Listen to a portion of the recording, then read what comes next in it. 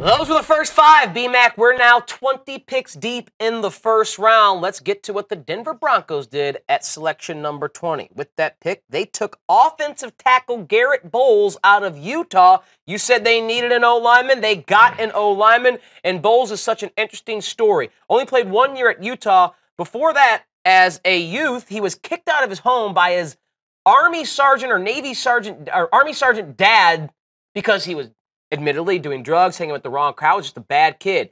Got picked up off the street by a lacrosse coach, and then apparently found God, went on mission trips, got married, had a kid, has turned his life around, is one of those redemption stories who kind of discovered himself a little bit, and he plays like the old Garett Bolles. He is mean on the football field. He is trying to drive you into the turf, but apparently he has got his life together, and that's why the Broncos thought it good to put him on their card at number 20. He still got to fill out his frame a little bit and slight for a tackle, but he's raw and moldable because he's only played for 1 year, basically. Yeah, very, very raw, but the upside is extremely high in Bolles, and I think John Elway realizes that. They're not saying they're expected for Bolles to come in and be one of the best linemen on the offensive line in year 1, but they feel like going forward, this is a guy that could be a mainstay at the tackle position, a very, very mature kid. You heard what Tyler just said, everything he had to overcome early on in his childhood stages, being able to face that adversity, go over that adversity, and continue to press